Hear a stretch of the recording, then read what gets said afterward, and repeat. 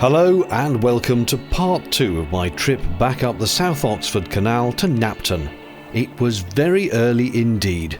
Good morning, it's 8:30 on day 2 of this trip. I took 3 days to do this on the way down. I'm compacting it all into 2 on the way back. At least hopefully I am, because I did stop short last night, and that means I'm about 2 hours away from Marston Dolls locks.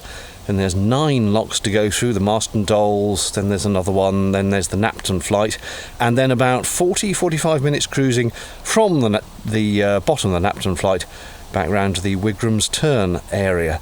So I reckon about 5 hours today, and hopefully smooth cruising, hopefully some lock volunteers on at Knapton as well, even if just at the bottom couple of locks. That would help matters. I would later be disappointed to find no lockie available at Knapton, but at this point set off in blissful ignorance, which is, coincidentally, my usual state of mind about most things.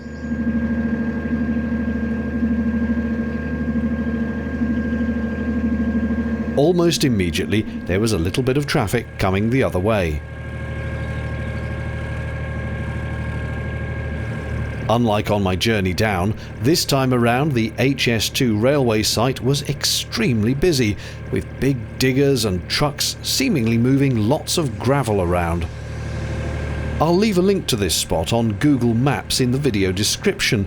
It's quite interesting to see the huge vertical scar being left up the country by the works. I grant you, I'm not a construction expert, and as just admitted, my default position is blissful ignorance, but why on building sites do they spend so much time moving stuff from one place to another? Why don't they just dump it in the right place to start with? Look, these diggers are all just scooping up gravel that was clearly left here and then taking it to where it should have been in the first place. And the number of times I've watched diggers scoop up stuff, spin round, then drop it back down again is more times than I've had cheese sandwiches, and that's a lot.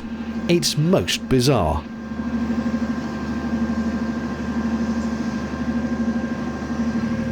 The train line is left behind fairly soon, and you're back into countryside again.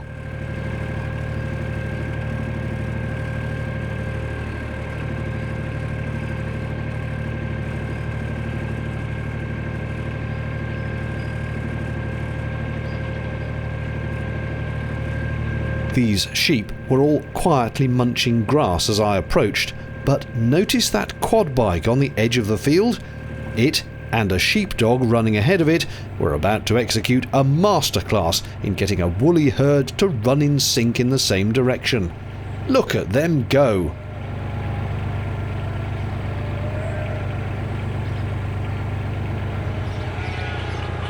These ones had already been rounded up, ready for milking, you know. It is obligatory to shout "Bah!" back at them as you go by.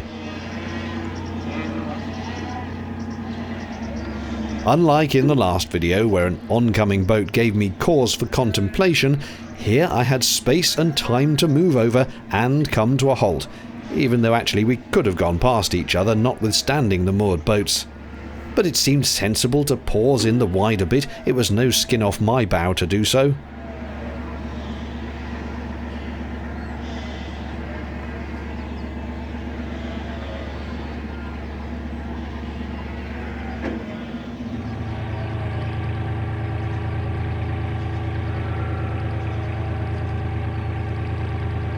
It was, by and large, a glorious day, but there was an ominous cloud. That would be a good name for a band, I think. Birds were skimming for insects ahead. Delicious. I'm so glad I'm human and have nice food to eat. Cheese, I mean. This was the Summit Pound, yet the water levels were looking a tad low, I thought. The Pound is about 11 miles long, and it's largely a maze of twisty little passages all alike. No, hang on, it does twist, but you can only go forwards or backwards, so you can't get lost, or get lamp.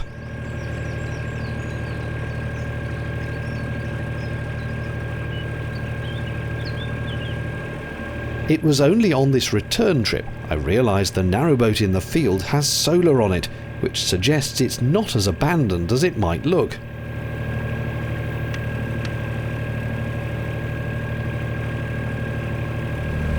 I've just gone through Bridge 122, which is the last one before the place where I moored up on the way down last time after I'd done the Marston Dolls locks.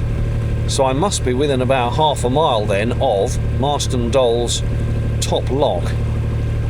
And that means the beginning of 9 locks down towards Napton. Ominous cloud was still following me like a groupie.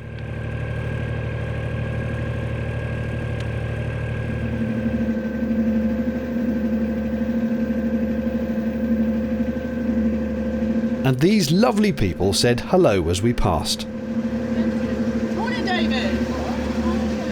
It's funny how people recognise the boat. When I repaint it bright orange, it's going to be even more distinctive. As predicted, I soon approached Marston Dolls top lock, and there was already one boat waiting to go down with another coming up through the lock. So I pulled in behind and joined the queue, as you are supposed to do.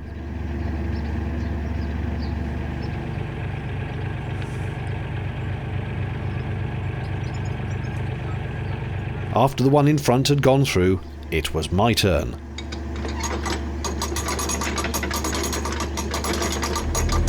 Well, that's the first lock done with the help of some lovely boaters who were coming up behind me, and they came round to help, which was kind. And also the one beforehand has said that if she remembers and has time, she will refill the lock for me if there's not another boat coming up. So if that system works, could be on to a winner. Apparently there is one volunteer lockkeeper once we get down to the actual Napton flight, but one lockie for 6 locks means they are rather spread thin. But anyway, a good start. And bless her, the lady had left the paddle up, thus filling the lock for me and saving me a bit of effort. All I had to do was nip up and open the gate.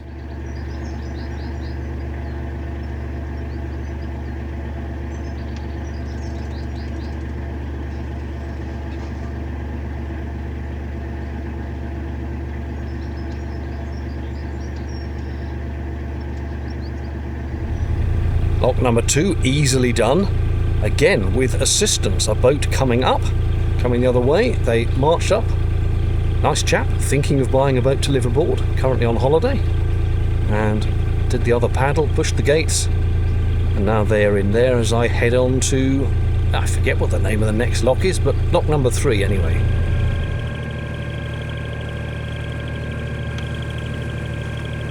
Quack!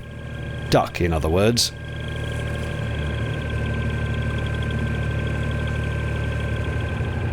I have now consulted the guidebook and been reminded this lock is called Adkins Lock. It's the one where I made a fruitless effort to visit a nearby cafe on the way down, the cafe turning out to be closed.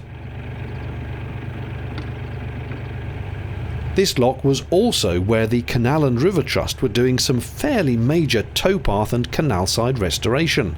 And now look at it, all finished and much easier to stop at when using the lock. In the last video, I promised you a cock-up in this one, so here goes. You can just see there's another boat approaching on the other side of the bridge, and I clearly have more space than them as they're coming round a bend towards a bridge hole with a moored workboat in the way. So, did I sensibly come to a gentle halt and beckon this other boat through like a well-behaved and responsible boater would do? No. For reasons that escape me to this day, I decided I would carry on and go through the bridge first, leaving the oncoming boat no choice but to slam into reverse, which promptly put him sideways behind the moored workboat. I think I'd honestly thought if I went fast I'd get alongside him before he'd had to stop, but, well, I said this was a cock-up, and clearly he had come to a halt. And as explained before, that inevitably slews your boat sideways as shown here. I can only apologise to this lovely man who was so nice about it for me being a moron. I just got it wrong, as sometimes we normal human beings do. I did apologise. On the upside, I soon got my first glimpse of Napton on the Hill. And I got talking to the loveliest, waggiest dog. I can imagine. Oh, can I hear the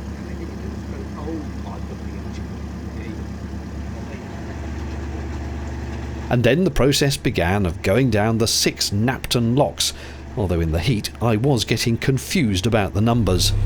I've lost count of how many locks I've done now. There's at least 1 or 2 left, and I'm very pleased the sun has gone behind quite a thick load of cloud, because I'm honestly sweaty and horrible and all dripping, and it's hot work doing locks. You wouldn't think it is just pushing a gate open, waiting 15 minutes and closing a sluice, but it really is quite hot work. With only 2 of the 6 actually done, I was pleased to pause briefly here, as this boat is Dexter's Star, winner of the Best Boat in Show at Crick this year, and owned by friends Paul and Anthony of Narrowboat Life Unlocked. Realising this, I slammed on the anchors and paused for a quick chat. Some time later, the fuel boat came up through the next lock, so it seemed prudent first to get out of the way, and second to use the newly filled lock which had been left ready for me.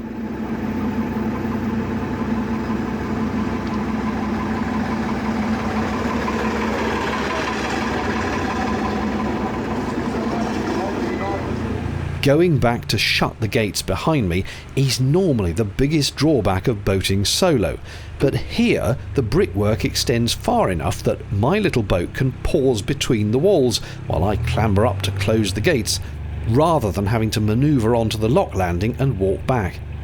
You just step up there, push them shut, then step back onto the boat. With lock 11 done, there were 3 left, and it was all getting a bit much. You know, I don't mind doing locks. It's part and parcel of being on a canal boat. Slowing down, taking your time, and well, I think there's someone coming up the next one. But today, the locks just seem to have been going on forever. Infinite, like I'm stuck in some sort of time loop where I've done a lock, and I think I'm at the last one, and then there's another lock, and another lock, and another. It just seemed to be infinite today. So I am rather hot. And actually, I've had enough, but there is one more to go, unless I am stuck in a time loop. 1 more to go. And there's a boat coming out, so maybe they'll leave the gates open for me. They did indeed, and finally I approached Napton Lock 8, the last one of the flight. With some degree of relief, I must say.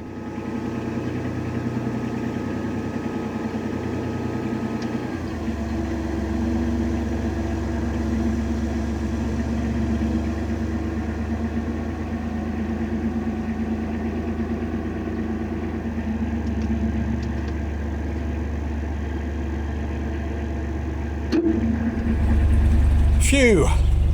And there we go. Done. The Napton flight. Now it's about 40 minutes, twisting around the canal, round Napton village, until I get back to where I started from.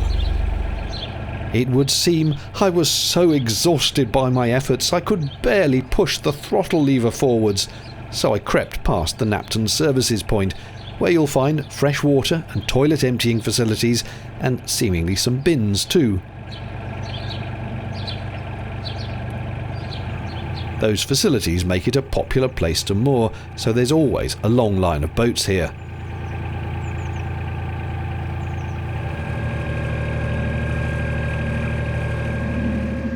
Soon I could throttle up and was on my way again, passing more nice boaters.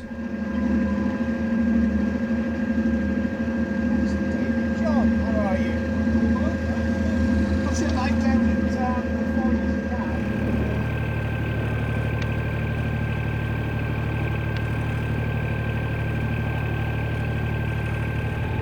With the familiar sight of Napton Narrowboat's hire fleet on the horizon, I was nearly done for the day.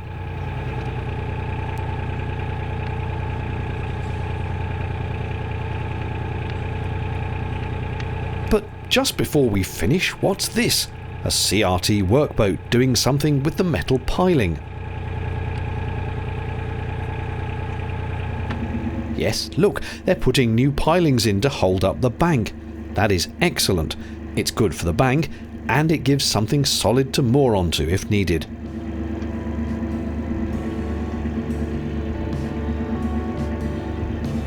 And that's it for this journey. Thanks ever so much for watching. Cheerio.